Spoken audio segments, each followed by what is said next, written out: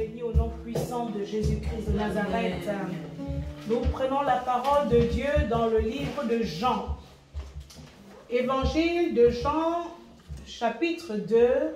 Nous allons lire du verset 2 jusqu'au verset 11. Nous sommes dans la version de Louis II. 3 jours après, il y eut des noces à Cana en Galilée. La mère de Jésus était là, et Jésus fut aussi invité aux noces avec ses disciples. Le vin ayant manqué, la mère de Jésus lui dit, « Ils n'ont plus de vin. » Jésus lui répondit, « Femme, qu'il y a-t-il entre moi et toi? Mon heure n'est pas encore venue. » Sa mère dit au serviteur, « Faites ce qu'il vous dira. » Or, il y avait là 6 vases de pierre, destinés aux purifications des Juifs et contenant chacun 2 ou 3 mesures. Jésus leur dit, « Remplissez d'eau ces vases. » Et ils les remplirent jusqu'au bord. « Puisez maintenant, leur dit-il, et apportez-en à l'ordonnateur du repas. » Et ils en apportèrent. Quand l'ordonnateur du repas eut goûté l'eau changée en vin, ne sachant d'où venait ce vin, tandis que les serviteurs qui avaient puisé l'eau le savaient bien, il appela l'époux. Et il dit, « Tout homme sert d'abord le bon vin, puis le moins bon après qu'on s'est enivré. Toi, tu as gardé le bon vin jusqu'à présent. » Tel fut à Cana en Galilée le premier des miracles que fit Jésus. Il manifesta sa gloire et ses disciples crurent en lui.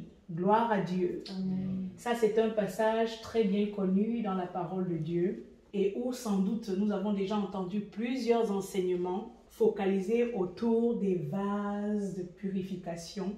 Mais aujourd'hui, une fois de plus, comme j'ai l'habitude de le dire, nous allons aller dans la direction que le Seigneur va nous donner pour ce passage-là. Mais j'aimerais déjà dire à une personne qui m'écoute que Dieu aujourd'hui transforme ton eau en vin. Amen. J'aimerais dire à quelqu'un qu'aujourd'hui que Dieu transforme la situation que tu es en train de traverser, ton désert, en un lieu plein de ressources, au nom prévalant de Jésus-Christ. Nous allons entrer dans le vif du sujet. Et comme j'ai aussi l'habitude de nous le rappeler, nous sommes enfants de Dieu. Et chacun d'entre nous traverse des situations différentes à quelque niveau que ce soit. Mais dans tout ce que nous faisons, nous devons toujours nous rappeler de quelque chose de très important.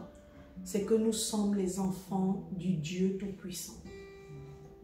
Notre Père s'appelle le Yahweh, l'Éternel des armées, l'Omnipotent, le Dieu Tout-Puissant. C'est lui qui est le créateur du ciel et de la terre. C'est le Dieu de l'impossible, le Père des miracles. Jésus-Christ pouvait dire dans le livre de Luc, chapitre 1, 37, que rien n'est impossible à Dieu. Et également dans Luc, chapitre 18, verset 27, il disait que ce qui est impossible aux hommes est possible à Dieu. Est-ce qu'il y a quelqu'un ici qui le croit? Amen. Au nom puissant de Jésus-Christ. Voilà pourquoi nous allons donc disposer le cœur pour recevoir ce message que le Seigneur envoie. Et je précise encore que chaque fois que la parole de Dieu est donnée dans son authenticité, elle a la capacité de produire en nous la foi. Parce que la parole dit dans le Romains 10, verset 17, que la foi vient de ce qu'on entend. Et ce qu'on entend provient de quoi? De la parole de Christ. Donc, voilà Jésus-Christ aux noces de Cana. Et comme nous le savons, dans la tradition judéenne, les noces, les mariages pouvaient durer plusieurs jours. Ce n'était pas quelque chose qui se faisait en un seul jour. La célébration pouvait s'allonger sur plusieurs jours. Nous voyons donc que le Seigneur Jésus-Christ est invité aux noces de Cana, tout comme sa mère et ses disciples, nous a dit la parole. Et je veux dire encore à une personne que c'est une sage décision que de toujours impliquer Dieu, si ce n'est de mettre Dieu toujours au-devant de toutes choses. Dieu doit toujours être à la première position de toutes choses pour que nous puissions avoir du succès dans ce que nous entreprenons. C'est pourquoi le Proverbe chapitre 3 verset 5 à 6 dit « Confie-toi en l'Éternel de tout ton cœur et ne t'appuie pas sur ta sagesse. Reconnais Dieu dans toutes tes voies, il aplanira tes sentiers. » Nous voyons donc que dans ce contexte de fête, dans ce contexte de réjouissance, il y a un problème qui arrive. Il survient un problème. Et c'est quoi? Le vin. Le vin vient à manquer. Or, le vin dans la parole de Dieu, est le symbole de plusieurs choses, comme nous le savons. C'est-à-dire que le vin, entendu comme ce fruit de la vigne, c'est quelque chose qui a une très grande symbolique. Et même le Seigneur, Dieu lui-même, il parle de lui comme le vigneron, et après Jésus le cep, et nous sommes les sarments.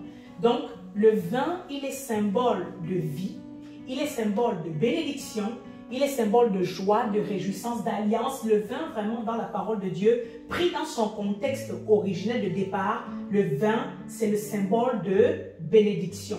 Voilà pourquoi le psaume 104, verset 15 dit « Le vin qui réjouit le cœur de l'homme et fait plus que l'huile resplendir son visage, et le pain qui soutient le cœur de l'homme.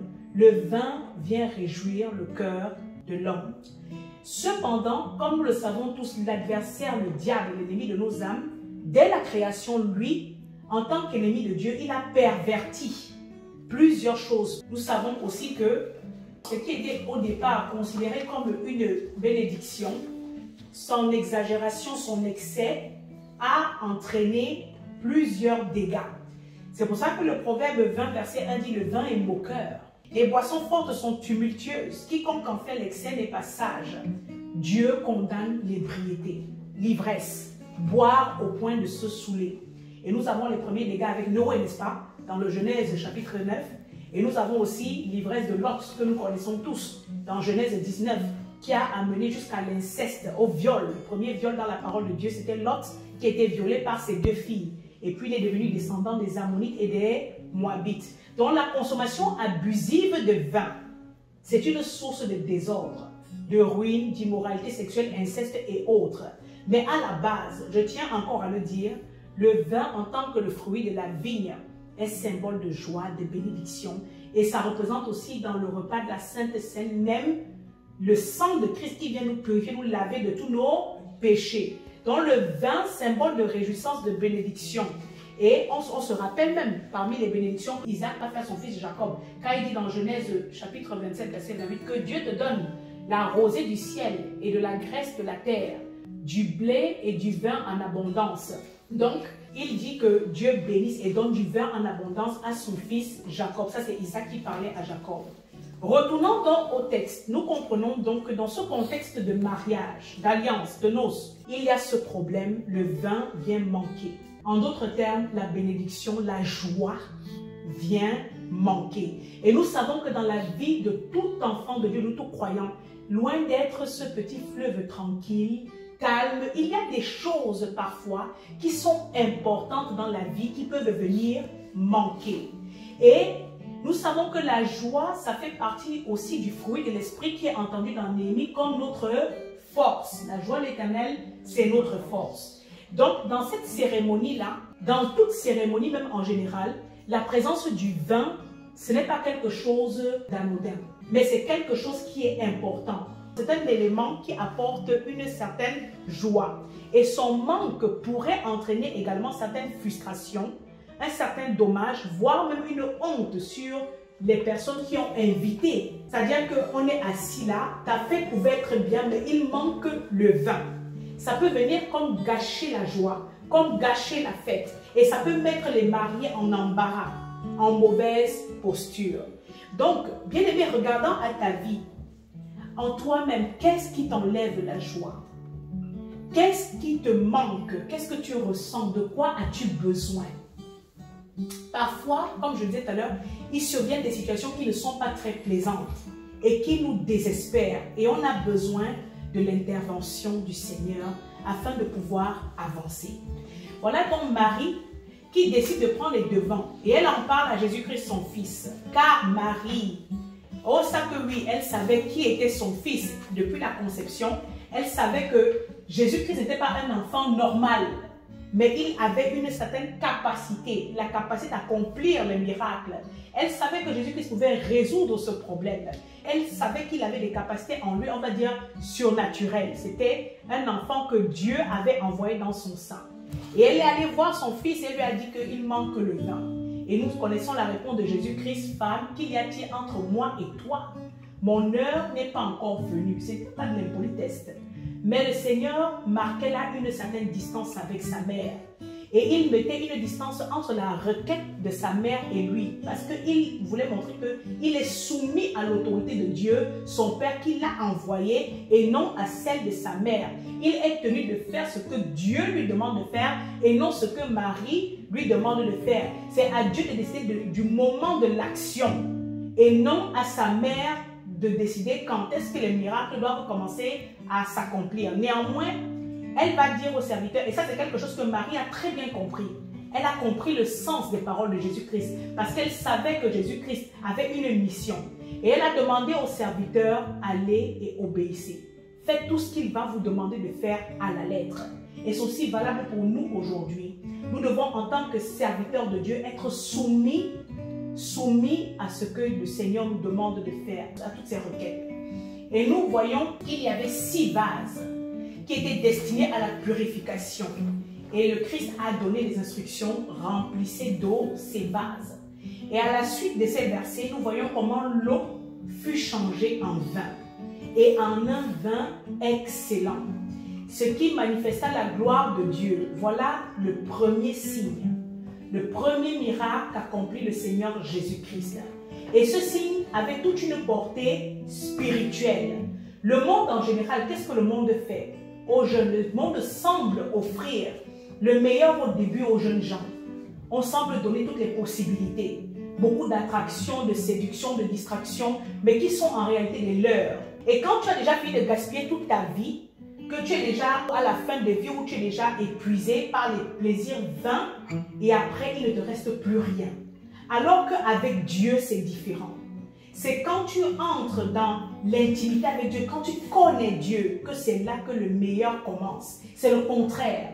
Tu vas de gloire en gloire, comme tu restes attaché à ce vrai cep. Tu portes du fruit, beaucoup de fruits. Ta vie s'améliore de gloire en gloire, de progrès en progrès. Amen. Amen. Nous en sommes un témoignage vivant. La marche avec Dieu, c'est quelque chose, la marche de l'obéissance, c'est quelque chose qui confère la bénédiction. Dieu ordonne au bonheur et à sa grâce de t'accompagner tous les jours de ta vie. Même si il y a les challenges, les hauts et les bas, la bénédiction de Dieu coule sur ta vie au nom de Jésus-Christ. Et nous disons que quand l'ordonnateur du repas, en tant que bon expert, a goûté ce vin, tout de suite, il a compris qu'il ne s'agissait pas d'un vin commun, un vin comme les autres.